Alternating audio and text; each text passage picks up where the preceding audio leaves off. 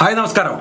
ഞാനിപ്പോൾ ഉള്ളത് കഴിഞ്ഞ 2 ദിവസമായിട്ട് സോഷ്യൽ മീഡിയയിൽ രേണു സുധി എന്ന് പറഞ്ഞ് നമ്മളെ എല്ലാവരും ഇഷ്ടപ്പെടുന്ന നമ്മളെ പ്രിയപ്പെട്ടവനായിട്ടുള്ള സുധിച്ചേട്ടൻ്റെ ഭാര്യയായിട്ടുള്ള രേണു സുധി അവരുടെ ഒരു വിവാദത്തിൽ ഇങ്ങനെ നിറഞ്ഞു നിൽക്കുകയാണ്. സോഷ്യൽ മീഡിയ ആകെ ഇങ്ങനെ തരംഗമായിക്കൊണ്ടിരിക്കുന്ന അതിൻ്റെ ഇടയിലുണ്ടായ ഒരു എന്താ പറയുക ചെറിയൊരു റെഡ് സിഗ്നൽ എന്ന് വേണമെങ്കിൽ നമുക്ക് പറയാം. അങ്ങനെ രേണു സുധിയെക്കുറിച്ച് കുറച്ച് പ്രശ്നങ്ങളൊക്കെ ഇങ്ങനെ വന്നുകൊണ്ടിരിക്കുകയാണ്. ഒരു ലൊക്കേഷനിൽ നടന്ന ഒരു സംഭവമാണ്. അതിലുള്ള നായകനും അതുപോലെ അതിൻ്റെ സംവിധായകനുമാണ് നമ്മുടെ കൂടെ ഉള്ളത്. നമ്മൾ നിങ്ങളോട് അതിൻ്റെ നിജസ്ഥിതി എന്താണ്, ആ സ്ഥലത്ത് നടന്നത് എന്നുള്ളതും എന്താണ് അവിടെ സംഭവിച്ചതെന്ന് നോക്കുക. കാരണം മദ്യപിച്ച് പ്രശ്നമുണ്ടാക്കി എന്നുള്ള രീതിയിലാണ് നമ്മളിങ്ങനെ ന്യൂസ് കണ്ടുകൊണ്ടിരിക്കുന്നത്. നമസ്കാരം. നമസ്കാരം. ലാൽ ചേട്ടാ, ലാലു എന്നാണ് കേട്ടോ പുള്ളിയുടെ പേര്. ബിബിൻ ലാൽ എന്നാണ് ആളെ പേര്. അറിയാൻ മതി, കുറേ പാട്ടുകളും കാര്യങ്ങളൊക്കെ അവിടെ ചെയ്യുന്ന ഒരാളും കൂടിയാണ്. എന്തായിരുന്നു എന്നെ ആക്ച്വലി സംഭവിച്ചത്? എന്താണ്? ഞാനിതിപ്പോൾ 9ാമത്തെ ആൽബം ചെയ്ത് കഴിഞ്ഞു. അതെ. ഇത് 10ാമത്തെയാണ് എൻ്റെ. അതെ. ഈ രേണുസുധിയായിട്ട് 9 ചെയ്തോ? അല്ല, എൻ്റെ ഇതുവരെയുള്ള കരിയറിൽ അതെ 9 ചെയ്തു. വിവിധ ആൽബങ്ങളായിട്ട് ചെയ്തു. ഓക്കെ. അതിൽ ഏകദേശം ഭക്തിഗാനങ്ങൾ തന്നെ ഒരുപാടുണ്ട്. വളരെ മാന്യമായിട്ട് കോസ്റ്റ്യൂം, സ്റ്റോറി, ഒരു ചെറിയ എന്തെങ്കിലും മെസ്സേജ് ഒക്കെ ഇൻക്ലൂഡ് ചെയ്തിട്ടാണ് ഞാൻ ഇതുവരെ ചെയ്തിട്ടുള്ളത്. നമ്മൾ കണ്ടിട്ടുണ്ട് പാട്ട്. അതിനകത്ത് നമ്മുടെ രേണുവിനെ തന്നെ വെച്ചിട്ട് ചെയ്തു. പൊതു ഇടങ്ങളിലൊക്കെ ഇതുപോലെ അവഹേളിക്കപ്പെടുന്നതും ഒറ്റപ്പെടുത്തുന്നതും ഒക്കെ കണ്ടപ്പോൾ അങ്ങനെ ആവുന്ന ഒരാൾക്ക്, അങ്ങനെയൊക്കെ അനുഭവിച്ചാൽ നമ്മൾ, അപ്പം അങ്ങനെ ആവുന്ന ഒരാൾക്ക് സപ്പോർട്ട് ചെയ്യാന്നുള്ള സതുദ്ദേശത്തോടു കൂടിയാണ് ആ കുട്ടീനെ വിളിച്ചത്. തുടക്കകാലം ആയതുകൊണ്ട് തന്നെ വലിയ കുഴപ്പമില്ലാത്ത രീതിയിൽ അവർ സഹകരിച്ചു. പ്രശ്നങ്ങളുണ്ടായിരുന്നു, അഭിനയത്തിൻ്റെ കാര്യത്തിൽ ഒരുപാട് പ്രശ്നങ്ങളുണ്ടായിരുന്നു. സാറ്റിസ്ഫൈഡ് അല്ല. പക്ഷെ ഞാൻ അത് ചെയ്തപ്പോൾ എനിക്ക് മനസ്സിലായി അവർ എന്ത് ചെയ്താലും കൈയടിക്കാനും സപ്പോർട്ട് ചെയ്യാൻ ആളുണ്ട്.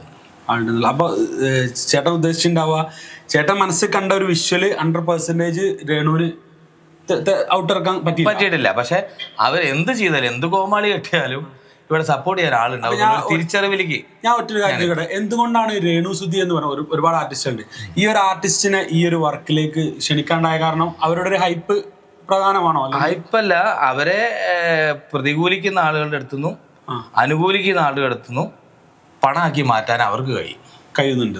തീർച്ചയായിട്ടും. അപ്പൊ അവരെ വെച്ച് ചെയ്യുമ്പോൾ നമ്മൾ ഇത്രയും പൈസ ഇറക്കിയിട്ട്, ഞാൻ പറഞ്ഞില്ലേ 9ഓളം പാട്ട് ചെയ്തിട്ട് 1 രൂപ പോലും എനിക്ക് ഇതുവരെ കിട്ടിയിട്ടില്ല. ഞാൻ അതിലേക്ക് ഇറക്കിയ പൈസ ഒന്നും ഞാൻ പറയാനും നിൽക്കുന്നില്ല. ഇത് എൻ്റെ ഒരു പാഷൻ എന്നുള്ള ബേസിലാണ് ഞാൻ കൊണ്ടുപോയിട്ടുള്ളത്.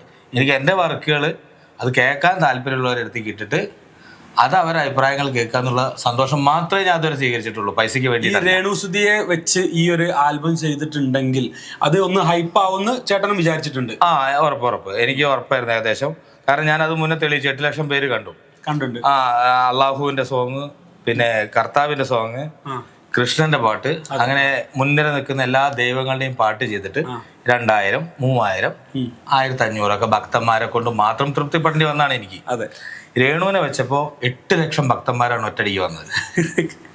8 ലക്ഷം ആളുകൾ ഭക്തന്മാര്. അതിൽ ആരായിരുന്നു നായകൻ? അത് ദാസൻ കാലിക്കറ്റ്. ദാസേട്ടനെയാണ് ഞാൻ ആദ്യം കാണുന്നത്. പുള്ളി വഴിയാണ് ഞാൻ രേണുവിലേക്ക് എത്തുന്നത്. പുള്ളിയാണ് രേണുവിനെ സജസ്റ്റ് ചെയ്യുന്നത്. അതെ. അങ്ങനെയാണ് ഞാൻ. തീർച്ചയായിട്ടും ഭർത്താവ് മരിച്ച ഒരു സ്ത്രീയാണ്. പിന്നെ സോഷ്യൽ മീഡിയയിൽ പെട്ടെന്ന് ഇങ്ങനെ അവർ ആ സുധിച്ചേട്ടന്റെ ആ ഒരു തണലില് ആ സമയത്ത് വന്നത് കൊണ്ട് തന്നെ രേണുവിനെ ആളുകളൊന്നും നോട്ടബിൾ ആണ്. ഞാൻ അതും നോക്കിയില്ല. പക്ഷെ ഈ സുധി എന്ന് പറഞ്ഞ കലാകാരൻ എനിക്ക് ഇഷ്ടമായിരുന്നു. നല്ല ടൈമിങ്ങുള്ള ആർട്ടിസ്റ്റ് ആയിരുന്നു. അതെ, തീർച്ചയായിട്ടും. അപ്പൊ പുള്ളീനെ എനിക്ക് ആ ഒരു കലാബേസിൽ വലിയ ഇഷ്ടമായിരുന്നു. അതെ. ആ പുള്ളീന്റെ ബേസിലെ ഞാൻ ഇവരെ കണ്ടില്ല. പക്ഷെ ഞാൻ നോക്കുമ്പോൾ ഭർത്താവ് മരിച്ചൊരു സ്ത്രീയെ ഒരുപാട് ആൾക്കാർ ആക്രമിക്കുന്ന പോലെയൊക്കെ എനിക്ക് തോന്നി.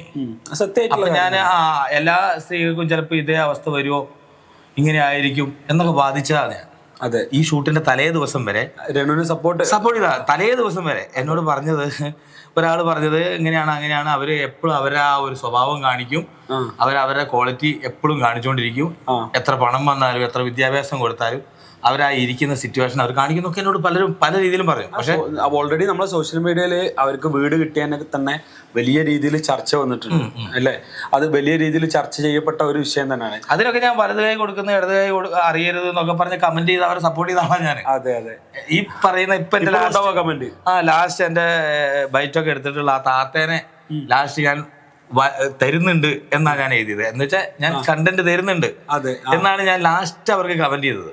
അത് കഴിഞ്ഞിട്ടാണ് ഞാൻ ഇതിന് ഷൂട്ടിങ് ഇറങ്ങുന്നത്. പക്ഷെ കിട്ടിയത് എനിക്കായി പോയി. ഒരു പണി കിട്ടി. നല്ല വൃത്തിയായിട്ട്. എന്താണ് അന്ന് ആ ദിവസം ആ റിസോർട്ടിൽ എന്താണ് സംഭവിച്ചത്? അന്ന് രാവിലെ മുതൽ ഷൂട്ട് തീരുമാനിച്ചതാ. 5-ാം തീയതി വൈകുന്നേരം വരും എന്ന് പറഞ്ഞ രേണു സമയം മാറി 6-ാം തീയതി 7-ാം തീയതിയുള്ള ഷൂട്ടിന്റെ 6-ാം തീയതി രാവിലെയാണ് അവിടെ എത്തുന്നത്. 5-ാം തീയതി വൈകുന്നേരം ഷൂട്ടിന് വരുന്ന. അപ്പോൾ ആ രാത്രി പ്ലാൻ ചെയ്ത എന്തെങ്കിലും വർക്ക് ഉണ്ടായിരുന്നോ? രാത്രി കാരണം അവര് സൗദി ദുബായിലൊക്കെ ആയത് കാരണം അവർക്ക് കോസ്റ്റ്യൂം ശരിക്ക് നോക്കാൻ പറ്റിയിട്ടില്ല. നോക്കാന്ന് പറഞ്ഞാൽ അവർക്ക് ഫിറ്റ് ആണോ എന്ന് നോക്കാൻ പറ്റിയിട്ടില്ല. അവർ പറഞ്ഞ ഒരു കാര്യമുണ്ട്, കോസ്റ്റ്യൂം നിങ്ങൾ വീട്ടിലേക്ക് അയച്ചു കൊടുക്കണം. വീട്ടിലേക്ക് അയച്ചു കൊടുത്തിട്ട് ഞാൻ അതിൽ വില്ലിങ് ആണെങ്കിൽ മാത്രമേ ഞാൻ ആ ഒരു കോസ്റ്റ്യൂം ഞാൻ വില കൊടുത്ത് വാങ്ങല്ലേ.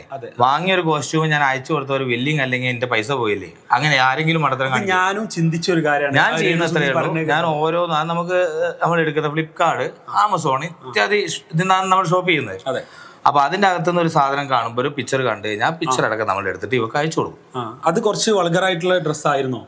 ആ ഡ്രസ്സ് വൾഗർ എന്ന് ചോദിച്ചു കഴിഞ്ഞാല് വൾഗർ എന്ന് പറഞ്ഞാൽ അവർ ഇട്ട ഇതുവരെയുള്ള ഡ്രസ്സുകൾ വെച്ച് നോക്കുമ്പോൾ ഇത് വളരെ ഡീസന്റാ. വളരെ ഡീസന്റ്. അവർ ഇതിനു മുമ്പ് ഇതിനേക്കാൾ വൾഗറായിട്ടുള്ള ഡ്രസ്സ് ഇട്ടുണ്ട്. പക്ഷെ ഇത് കാണിച്ചാലല്ലേ എനിക്ക് പറയാൻ പറ്റൂ. അതെ അതെ തീർച്ചയായും. പക്ഷെ ഇവര് പറഞ്ഞ സ്റ്റോറിയും കോസ്റ്റ്യൂമും ഒക്കെ ഒരു വട്ടം കൂടി ഈ പറയുന്ന പ്രേക്ഷകർക്ക് കാണാനുള്ള അവസരം ഞാൻ ഉണ്ടാകും.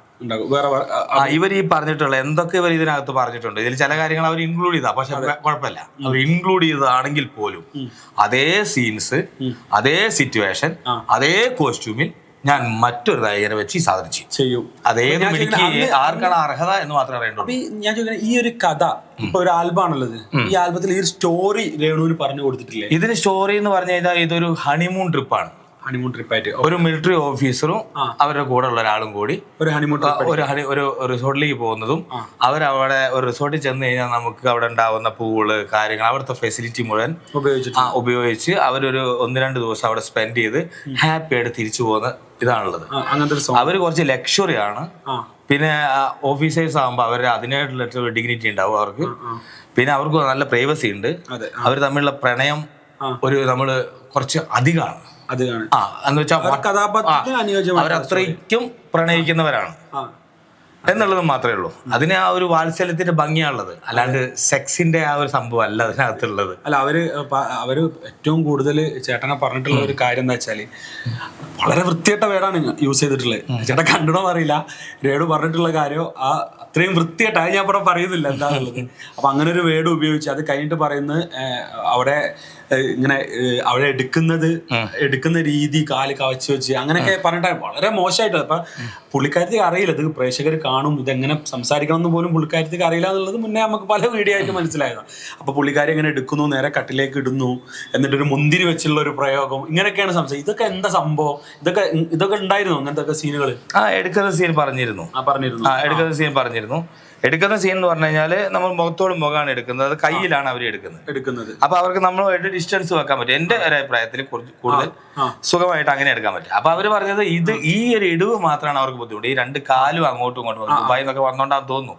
കാല് 2 ഭാഗത്തേക്ക് ഇട്ട് ഇരിക്കാൻ എനിക്ക് ഫിസിക്കലി ബുദ്ധിമുട്ടാണ് എന്നാണ് അവർ ആദ്യം പറഞ്ഞത്. അപ്പൊ ഞാൻ പറഞ്ഞു, പിന്നെ നമുക്ക് എന്താ ചെയ്യാ, എടുത്ത് കൊണ്ടുവരേണ്ട സീനാണിത്. കാരണം അതായത് പാർട്ടി ഡാൻസ് ഒക്കെ ചെയ്യുമ്പോൾ ഒരു തുള്ളി ഷാമ്പയിൻ അടിച്ച് ജസ്റ്റ് ഒന്ന് പൂസ് ആവുന്നത് ആവുന്ന ആ കുട്ടിയെ എടുത്തുകൊണ്ട്, ആ കുട്ടി ഇങ്ങനെ മക്കളെ എടുക്കുമ്പോൾ കൈ കൊണ്ട് കാണിക്കുന്നു, നായകൻ ആ കുട്ടിയെ എടുത്ത് ഇങ്ങനെ വെക്കുന്നു, അവളെയും കൊണ്ട് റൂം വരെ നടക്കുന്നു. കുറച്ച് ലെങ്ത് ആണ്, പൂന്തോട്ടത്തിൽ കൂടിയും വരാന്തയിൽ കൂടിയും ചെല്ലുന്ന സീനാണ്. എന്ന് ബെഡിൽ കിടത്തുന്നതാണ്. ബെഡിൽ ആ പൂസായ കുട്ടിയെ ബെഡിൽ കൊണ്ടുപോയി കിടത്തി ഉറക്കി പൊതപ്പിച്ച് പോരുന്ന സീനാണത്. അതെ, അല്ലാതെ ഈ മുന്തിരി എന്ന് പറയുന്ന സംഭവം, മുന്തിരി ഒന്നുമില്ല. മുന്തിരി പക്ഷേ ഇനി വരുന്ന വീഡിയോയിലേക്ക് നമുക്ക് മുന്തിരി തന്നെ എടുക്കാം. അങ്ങനെ ഉപയോഗിക്കും. വയറിൽ വെച്ചൊരു മുന്തിരി കടിച്ചെടുക്കുമ്പോ എന്താ സംഭവിക്കുന്നതെന്ന് അറിയണമല്ലോ നമുക്ക്. അതിന് വേണ്ടിയിട്ടും അത് ചെയ്യുമ്പോൾ ഇതെന്താവും എന്നുള്ളത് ആ കുട്ടി കാണാൻ വേണ്ടിയിട്ടും ഇത് നമുക്ക് ഇത് സീൻ തന്നെ എടുക്കാം. ഈ രീതി തന്നെ എടുക്കാം. അത് ശരി. അല്ല, ഇപ്പൊ ഞാൻ ചോദിക്കുന്നത്, ആ വയറ് ആ കുട്ടീന്റെ തന്നെ വേണമെന്നില്ല. അതെ അതെ അതെ, കാലാണ്. അതിനൊന്നും ആവശ്യമില്ല. പണ്ട് ഓൾറെഡി അങ്ങനെ നമ്മളെ നസ്രിയ എന്ന് പറഞ്ഞിട്ടുള്ള ആർട്ടിസ്റ്റിനെ വെച്ചിട്ട് അങ്ങനെ ഒരു സ്റ്റോറി ചെയ്തിട്ടുണ്ട്. പക്ഷേ ഷോട്ടുകള് വേറൊരാളുടെ ഭാഗം കാണിക്കണമെങ്കിൽ പോലും അതിൽ അഭിനയിച്ച നായികന്റെ കൺസെന്റ് വേണമെന്ന് അറിയാവുന്ന ഒരാളാണ് ഞാൻ. അതെ അതെ തീർച്ചയായിട്ടും. അപ്പൊ ഈ സ്റ്റോറി ഒന്നും രേണുവിന് പറഞ്ഞു കൊടുത്തിട്ടില്ലായിരുന്നു? ഇതാണ് ഇത്രേ പറയാനുള്ളൂ. പിന്നെയുള്ള സീക്വൻസാ പറയാനുള്ളത്. അത് പറഞ്ഞിട്ടുണ്ട്. എവിടെയാണ് സിറ്റുവേഷൻ നടക്കുന്നത്, ലൊക്കേഷൻ എവിടെയാന്ന് പറയാണ്ട് അത് പറഞ്ഞിട്ടുണ്ട്. അവർക്ക് ഏതൊക്കെ കോസ്റ്റ്യൂമാണ് ചെയ്യേണ്ടതെന്ന് പറയുന്നുണ്ട്. അത് നമ്മൾ ഓരോന്നും അവർക്ക് അയച്ചു കൊടുത്ത് അവര് പറയുന്നത് ഇതൊന്നും കേൾക്കാതെ അവര് ജസ്റ്റ് ഒന്ന് കേട്ട് കഴിഞ്ഞ് തംസ പഠിച്ച് വിട്ടിട്ടുണ്ട്. അതെ, വീട്ടിലേക്ക് അയച്ചു കൊടുക്കാൻ പറഞ്ഞത്. ഞാൻ എന്താ പറഞ്ഞത്, രേണുവിന് ഈ ഡ്രസ്സൊക്കെ ഇഷ്ടമാവുകയാണെങ്കിൽ ഞാനിത് അയച്ചു തരാം. രേണു എന്ത് ചെയ്യണം, ഫിറ്റ് ആയിട്ട് അത് സെറ്റ് ആക്കണം. അവര് തന്നെ എന്നോട് പറയാം, കംഫർട്ട് എന്ന് അവർ ഉദ്ദേശിക്കുന്നത് അവരെ മേലെ ഒട്ടിയിരിക്കുന്ന ഡ്രസ്സ് ആയിരിക്കണം, ഒരിക്കലും ലൂസ് ആവരുത്. അതാണ് അവർ കംഫർട്ട് എന്ന് ഉദ്ദേശിച്ചത്. ഞാൻ സത്യത്തിൽ കേട്ടപ്പോൾ ഞെട്ടി. ഞാൻ കംഫർട്ട് എന്ന് ഉദ്ദേശിക്കുന്നത് വൾഗറായിട്ട് വരുന്ന ആ സംഭവങ്ങളെയാണ് അവർ ഉദ്ദേശിക്കുന്നത്. പക്ഷെ അവർ പറഞ്ഞപ്പോൾ എനിക്ക് മനസ്സിലായത് അവരുടെ മേലൊട്ടിയിരിക്കുന്ന ഡ്രസ്സായിരിക്കണം എന്നാണ് അവർ ആവശ്യപ്പെട്ടത്. അപ്പൊ ഞാനിത് അയച്ചു കൊടുത്തു കഴിഞ്ഞാൽ അവര് എഴുതിയത് മറ്റേ ഫിറ്റ് ആക്കാൻ വേണ്ടിയിട്ട്, കുറച്ചുകൂടി ടൈറ്റ് ആക്കാൻ വേണ്ടി, അത് അളവ് റെഡി ആക്കാൻ വേണ്ടിയിട്ടാണ് അവർ അത് അയച്ചു കൊടുക്കാൻ പറഞ്ഞത്. അപ്പൊ ഞാൻ എന്ത് പറഞ്ഞു, 5-ാം തീയതി വരികയല്ലേ, നമുക്ക് ഇവിടെ വന്നിട്ട് നോക്കിയിട്ട് ഇവിടെ തൊട്ടടുത്ത് വീടുണ്ട്, പോയി അവിടുന്ന് തയ്ച്ച് അവിടെ ഇട്ട് നോക്കി ഫിക്സ് ചെയ്യാന്ന്. പക്ഷെ 6-ാം തീയതിയാണ് അവർ വന്നത്. 6-ാം തീയതി എന്നോട് പറയുന്നത് എന്താ വെച്ച് കഴിഞ്ഞാൽ, നമുക്ക് ഉച്ചയ്ക്ക് ശേഷം ഷൂട്ട് ചെയ്യാം, ഇനി അതേ നടക്കൂ, എന്നേ അതേ നടക്കൂന്ന് എന്നോട്. അപ്പൊ രാവിലെ റിസോർട്ട് എടുത്ത് ഞാൻ ഈ 8-9 എണ്ണം ചെയ്തതിന്റെ എക്സ്പീരിയൻസ് കാണിക്കാനാണെങ്കിൽ വരുന്ന വഴിക്ക് അവർ തിരിച്ചു പോയിരുന്നു. വരുന്ന വഴിക്ക് തന്നെ വിളിക്കുന്നത്. എന്നോട് പറയാണ്, ഞാൻ ഉച്ചയ്ക്കൊക്കെ നമുക്ക് നോക്കാമെന്ന്. ഞാനിവിടെ ക്രൂവിനെയും മറ്റുള്ളവരൊക്കെ പൈസ കൊടുത്ത് വിളിച്ചു വരുത്തിയിട്ട് എന്ത് കണ്ടിട്ട് ഇവരോടൊക്കെ പറഞ്ഞ് ഇവര് കളിയാക്കുക, അവർക്കൊക്കെ വേണ്ടി എന്തിനാ വെയിറ്റ് ചെയ്യുന്നതെന്ന് ഈ പിള്ളേർ മുഴുവൻ പറയും. ഇവരൊന്നും അവർ ഒരു കാര്യം കൽപ്പിക്കുന്നില്ല. ഈ ക്യാമറാമാൻ ഉൾപ്പെടെ എന്റെ ക്രൂ എല്ലാവരും, എന്റെ ഫ്രണ്ട്സ്, നാട്ടുകാര്, വീട്ടുകാര്, ബന്ധുക്കള്, വൈഫ്, ഒരാള് പോലും ഇവരെ വെച്ച് ചെയ്യുന്നതിന് സപ്പോർട്ട് ചെയ്യുന്നില്ല. ഇവരെ എല്ലാവരെയും വെല്ലുവിളിച്ചിട്ടാണ് ഞാൻ ഇത് ചെയ്യുന്നത്. അതിന്റെ പരിണിത ഫലമാണ് ഞാൻ അനുഭവിക്കുന്നത്. അതുകൊണ്ട് എനിക്ക് യാതൊരു വിഷമവും ഇതിലില്ല. ഇവരെന്ത് വിളിച്ചാലും ഇവരുടെ കൂടെ അഭിനയിച്ച് ഞാൻ ഇത് ഫിനിഷ് ചെയ്തിരുന്നെങ്കിൽ ഇതിന്റെ 4 ഇരട്ടി വിളി കേൾക്കായിരുന്നു എനിക്ക്. ഇല്ലേ? അതുണ്ട്. ഈ രേണു സുധീനെ വെച്ച് ഞാനൊരു ലിപ് ലോക്ക് ചെയ്തു എന്ന് വിചാരിക്കാം. എന്തായിരിക്കും സ്ഥിതി? കാലഘട്ടം ഏതാണ്? ഒരു AI വെച്ച് ചെയ്യാവുന്ന കാര്യമാണ്. ഇവരുടെ വിവാദങ്ങൾക്കാണ് മാർക്കറ്റ് വരുന്നതെന്ന് കാണുമ്പോൾ അത്തരം വിവാദങ്ങൾ ഉണ്ടാക്കാൻ നമ്മൾ ശ്രമിക്കാറുണ്ട്. പക്ഷെ അത് മനഃപൂർവ്വമല്ല, നിവൃത്തികേടുകൊണ്ടാണ്. മറ്റെന്ത് അപ്പൊ ചേട്ടൻ പറഞ്ഞിട്ടുള്ള വലിയൊരു പോയിന്റ് എന്താ വെച്ചാല്, നേരെ മുസ്ലിം രീതിയിലുള്ള ഒരു ഡിവോഷണൽ സോങ്, 2 സോങ് ചെയ്തു. അത് ഞാനും കൂടി സാക്ഷിയാണ്, ഞാൻ കേട്ടിട്ടുണ്ട്. അതുപോലെ ഹിന്ദു മതപരമായിട്ടുള്ള പാട്ട് ചെയ്തു, ക്രിസ്ത്യൻ മതപരമായിട്ടുള്ള ചെയ്തു.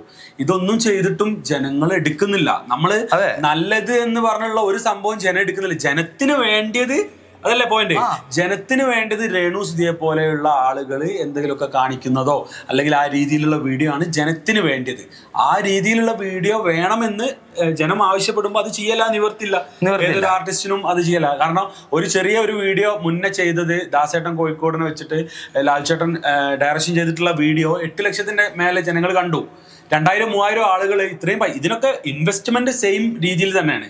അപ്പോൾ അതിന് കൂടുതൽ വ്യൂസ് കിട്ടുമ്പോൾ അതിൻ്റെതായിട്ടുള്ള ഒരു പാറ്റേൺ. അത് തന്നെ എങ്ങനെയാ കിട്ടിയത്?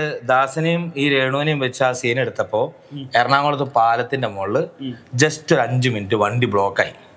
ഈ ബ്ലോക്കായ സമയത്ത് സൈഡിൽ കൂടെ എടുത്തുകൊണ്ടിരുന്ന സീൻ ഞാൻ പറഞ്ഞു, ജസ്റ്റ് ഒന്ന് ഇറങ്ങിയിട്ട് ഒരു ഡാൻസ് സീക്വൻസ് എടുക്കുമോ? ആ സമയത്ത് ഞങ്ങളുടെ ഡാൻസേഴ്സ് ഉണ്ട്, അവരാ പറയുന്നവരെ കഴിയുമ്പോൾ പച്ച കുത്തിയൊക്കെ നോക്കി ഞങ്ങളുടെ ഡാൻസിങ് കണ്ടു കഴിഞ്ഞാൽ മനസ്സിലാവും ആരാണത് പറഞ്ഞത്. അപ്പൊ അവരോട് ഞങ്ങൾ ഈ സൈഡിൽ കൂടെ പോകാനാണ് പറഞ്ഞത്.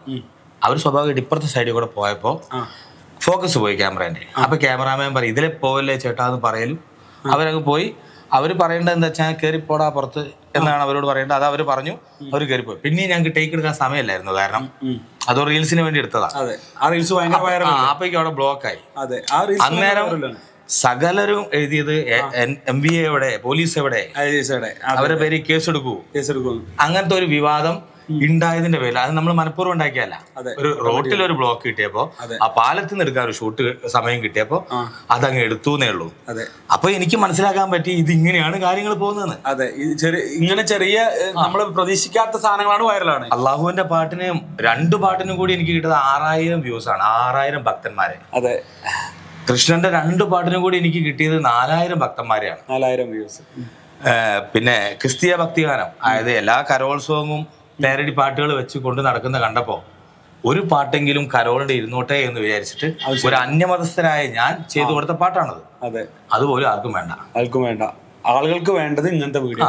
എനിക്കറിയാം വർഗീയത, ഡ്രഗ്സ്, സെക്സ്, ഇതൊക്കെയാണ് ഈ സോഷ്യൽ മീഡിയയിൽ ചെലവാകുന്ന എനിക്ക് നന്നായിട്ട് അറിയാം. ഇപ്പൊ ഒന്നും കൂടി ക്ലാരിറ്റി. എനിക്ക് നിവർത്തില്ല ചില കാര്യങ്ങൾ ചെയ്യാൻ. അങ്ങനെ അതെന്റെ വീട്ടുകാർ കാണും. എന്റെ മോനുണ്ട്, എന്റെ മോന്റെ കൂട്ടുകാരുണ്ട് സ്കൂളിൽ, അവരുടെ ടീച്ചേഴ്സ് ഉണ്ട്, എനിക്ക് ഫ്രണ്ട്സ് ഉണ്ട്, എന്റെ കൂടെ പഠിച്ചവരുണ്ട്, അവർക്ക് പിള്ളേരുണ്ട്, ഇവരൊക്കെ എന്നെ അറിയും. തീർച്ചയായിട്ടും അവരുടെ മുമ്പിൽ എനിക്കൊരു കാരണവശാൽ ഈറ്റ വൾഗാരിറ്റി കൊണ്ടിടാൻ പറ്റില്ല. ഇത് ഈ ലിപ് ലോക്ക് സീനൊക്കെ ഈ ഇതിൽ പറഞ്ഞിട്ടുണ്ടായിരുന്നോ? പറഞ്ഞിരുന്നു. അതൊക്കെ ലിപ്പ് നമ്മൾ മാക്സിമം എത്തുന്നു എന്നേ ഉള്ളൂ. അല്ലാതെ വേറൊരു കാര്യം ഞാൻ പറയട്ടെ, തോന്നുന്നുണ്ടോ എനിക്ക് ലിപ് ലോക്ക് ചെയ്യാൻ ഇത്രയും ഗതികെട്ട അവസ്ഥയിലേക്ക് ഞാൻ വരുന്നത്? നിനക്ക് തോന്നുന്നുണ്ടോ? നമ്മൾ ഒരുമിച്ച് ചെയ്തിട്ടുള്ളതല്ലേ? ഇല്ല, തീർച്ചയായിട്ടും അങ്ങനെ ഒരു നായികയെ നായിക എനിക്ക് കിട്ടാനില്ലാന്ന് തോന്നുന്നു. ഇല്ല, അതൊന്നുമില്ല. ഒരിക്കലും. എന്റെ ഈ ഒരു സൈസിനും വലിപ്പിനും വെച്ചിട്ട് ഞാൻ ആരെ എടുക്കണം? ഞാൻ അവരുടെ സൈസിലേക്ക് 6 മാസത്തോളം ഡയറ്റും ജിമ്മിൽ പോയിട്ട് എന്റെ കയ്യിനകത്തിരിക്കുന്ന തഴമ്പ് മുഴുവൻ ഡംബൽസ് എടുത്തിട്ടാണ്. ഇത്രയും തഴമ്പെടുത്ത് ഡയറ്റ് ചെയ്ത് അതിന്റെ കൂട്ടത്തിൽ ഞാൻ ഈ പടി വർക്ക് മുഴുവൻ ചെയ്ത് എടുക്കുകയാണ്. എനിക്ക് ചെയ്യാൻ പറ്റുന്ന എല്ലാ കാര്യവും മാൻ പവർ വെച്ചിട്ട് എന്തൊക്കെ ചെയ്യാൻ പറ്റുമോ അത് മുഴുവൻ ഞാൻ അതിൽ ഇൻക്ലൂഡ് ചെയ്തതിന് ശേഷമാണ് ഈ ഒരു കമ്പ്യൂട്ടർ കാര്യങ്ങൾ ഒക്കെ വെക്കുന്നത്. അതൊക്കെ കഴിഞ്ഞതിന് ശേഷം എനിക്ക് ഇവരെയും കൂടി വെക്കേണ്ട അവസ്ഥയാണ്. ഏറ്റവും ഗംഭീരമായ പാട്ടാണത്. എനിക്ക് ഏറ്റവും ഇഷ്ടപ്പെട്ട പാട്ട് ഞാൻ ഇവർക്ക് ദാനം ചെയ്യാൻ നിൽക്കുകയായിരുന്നു. സത്യം അതിന്റെ 2 വരി ഒന്ന് ജസ്റ്റ് പാടും. ആ പാട്ട് ഏതാണെന്ന് നമുക്ക് അറിയണ്ടേ? കാരണം പിന്നീട് ഈ ഒരു പാട്ട് ഏത് രീതിയിൽ വരുന്നാളെ നമുക്ക് അറിയാലോ. ഒന്ന് ജസ്റ്റ് 2 വരി ഒന്ന് പറയാം. അഴകേ നിൻ കൺകൾ കാണും നേരം അറിയുന്നു ഇന്നെൻ നെഞ്ചകം, പിരിയാനോ ഇന്നീ ജന്മവും കഴിയില്ല പൊന്നേ നിന്നില.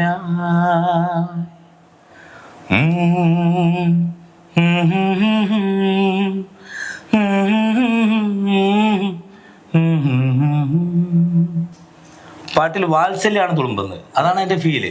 ഇതാണ് മാക്സിമത്തിൽ പോയി അതൊരു വാത്സല്യമാണ്. ഒരു മലയാളം മെലഡി സോങ്.